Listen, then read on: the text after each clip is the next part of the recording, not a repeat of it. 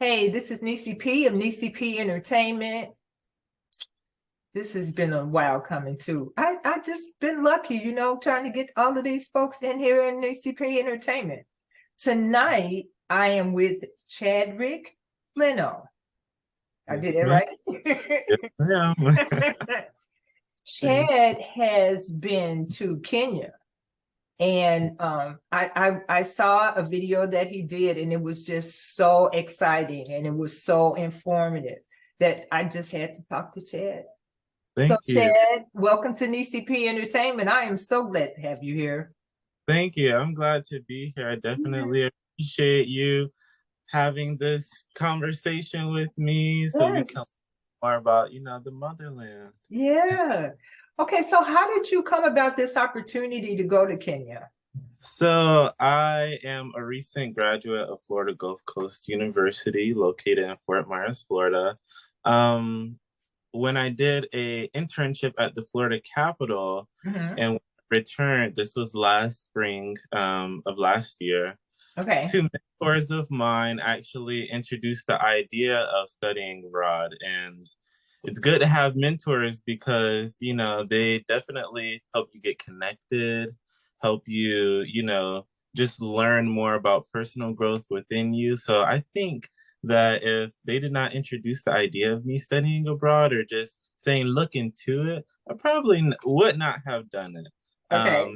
So I took it upon myself to get connected with the study abroad office at Mhm. my school, and they helped me to, find different programs that you could go through because there's so many out there. Okay. Um, it's so many out there. So I finally dimmed it on down. And the program I actually went through was the Knowledge Exchange Institute, KEI Abroad. Mhm. And we were there for a semester this past semester from January 1st through April 8th. And it was, yes, it was such an amazing experience as a student. As a Yes. student. Mhm. So is that some place that you would love to go back and visit, just like not because of school, because you just wanted to really kind of pick and choose where you want to be? Definitely. The good thing about the program that I was in, Mhm.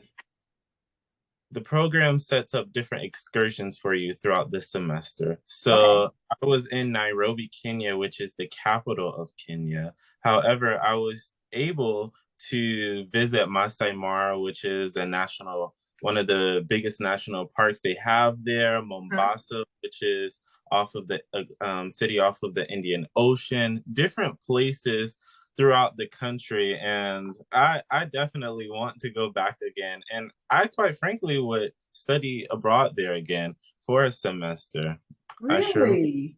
Yes, sir. Yes, sir. Even though there's a lot of other places out there, I would definitely go back, and I think I would actually have an apartment there. I'm thinking about moving there one day. Oh my goodness, that is so exciting. That is so exciting. So what was one of your favorite places when you went there? Did you, I mean, I know you were kind of like over here and over there, but did you have a Mhm. particular place that you was like, I really love this place? Yes. So I have two that come to mind, but I'll give you one since you Okay, asked. okay. No, give me two. I want you to. Okay, so it's called Mombasa, the city I just said, off the Mhm. Indian Ocean. I learned about it when I got there, and they said, Mombasa, the Swahili culture there is very heavy.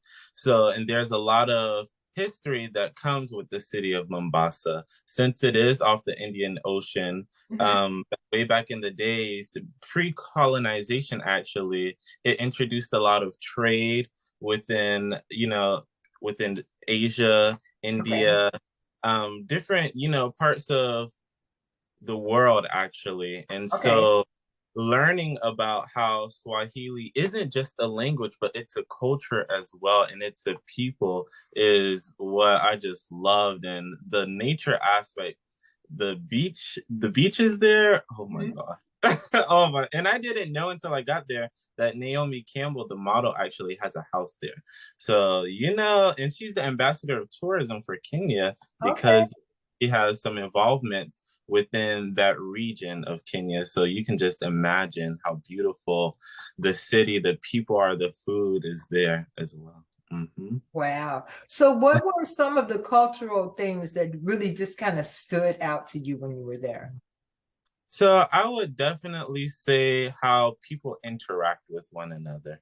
Really? Um, yes, I would say how people interact with one another. Sometimes I see, when you're walking down the street, hey, come here. In America, I've heard a lot of people say, hey, this, hey, that. But a lot of people actually refer you to as brother, come here, sister, come here. So it's more of a community aspect, which I definitely love.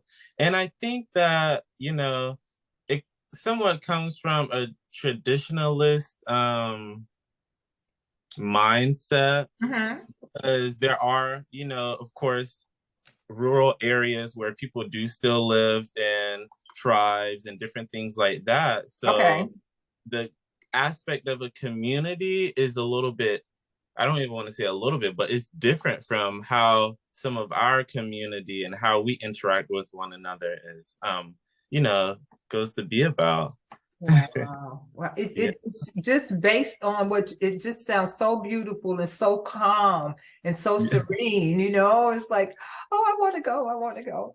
Mhm. Did you Yeah, get a no. chance to go on a safari? Yes. So Masai Mara is Hmm. actually Masai Mara again.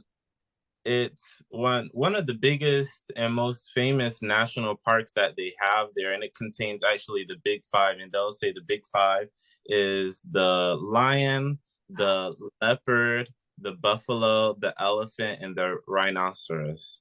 And there's a little bit of history on why they, chose those specific animals as the big five. Hmm. But we spent, I want to say, 4 days there, Okay. 4 days and 3 nights there.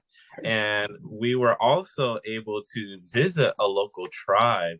And even though I love Mombasa, that was probably the highlight of my experience. Those couple of hours really outdid 4 months of an experience. Oh. I definitely think so, because when I went, Hmm. that's a whole nother ball game. You realize how, people live who don't have homes like we have, brick Okay. homes, or, wooden, just regular style homes that we would say regular. A lot Okay. of them have the traditional, some of their homes are still made out of mud, sticks, cow dung. That's all combined in how they build their homes. And Okay. so just learning about the Maasai people is was everything, and how they, are nomads, and how they take care of their cattle, and some of the just some of the daily challenges that they have as a people when it comes to just sometime with water, food, and just moving around. I absolutely loved it. And I was able actually to go inside um one of the individuals' homes and Okay. actually see, just like the rooms, the kitchen area, cabinets, what have you. Hmm. And it was just a shock because I have never seen anything like that. And I'm grateful that they, welcomed us with Okay. some, like, that was the first thing that they, did when welcoming us: singing, dancing, putting on their regalia. So like necklaces that they have, here, wear it, embrace our culture, because at the end of the day, we are one as a people. Oh my goodness. What about the food there? I mean, how much more was it different? I mean, I know it's nowhere near the type of foods that we eat, but what did you Mhm. find most interesting about the food there? So that was the biggest challenge for me, actually, was adjusting to the food, because in America we are, heavy on the processed food, Mhm. unfortunately, heavy on the fast food. Right. Pulling up to a drive-through, getting your food in less than 5 minutes. and having a variety of food as well. When I was in Kenya, there were some days where I was just like, I'm tired of eating the same thing. And I would eat a lot of chicken, rice, and cabbage. There where I would for dinner, chicken, rice, and cabbage. Like the food was, even though it is different, they have what's called noma choma, ugali, different things. And we eat the same thing, like, chicken, beef, pork, what have you. But the way it's cooked is different. You're not gonna go to Publix and see a whole cow or a whole goat or a whole pig and they're chopping it up in front of you. I mean, there's Oh, specific places you can go to like that. And not saying that they don't have, grocery stores, because they do. okay. However, you'll see a lot of that as you're walking throughout the streets, depending on the area that you're in. Mhm. And even though they did have Burger King, Domino's, KFC, what else? I think Really? they a lot of American based fast foods, but they definitely did have some. And then they had, their own version of fast food, like pizza, and they had a Pizza Hut as well.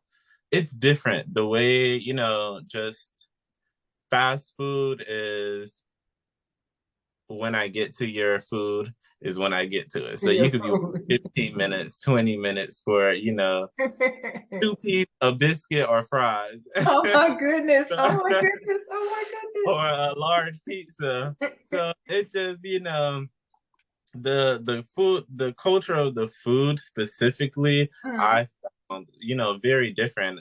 And I actually lost 20 pounds when I was over there. Did you? Yes, because of the, even though I like going back to what I said, just how the food is made, Okay. probably using a lot of oils, heavy oils that, we would use, and just Mhm. different things, grease, and you know how it is. Yeah. Oh my Just, goodness.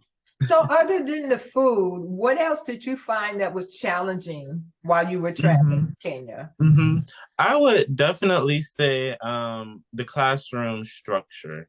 So I was taking 4 classes, mostly Mhm. geared toward international relations. So I got my BA in political science with a concentration in law and politics. Okay. So the classes that I took were geared toward, like, I took a gender studies, criminal justice class over there, and 2 other classes, music of the world. And then I actually took a university success classes. I just needed any elective. Uh, and first day of class, my very first class, the Okay. professor was an hour late. Oh my goodness. The professor was an hour late, and I'm sitting up here. I'm used to, if the professor isn't there in 15 minutes, you can leave.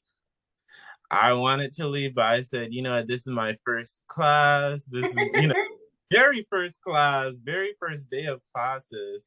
I'm like, dang. So I waited it out, and eventually I changed that class. But professors, what I realized is when, we say colored people time, Yeah. it's really everywhere.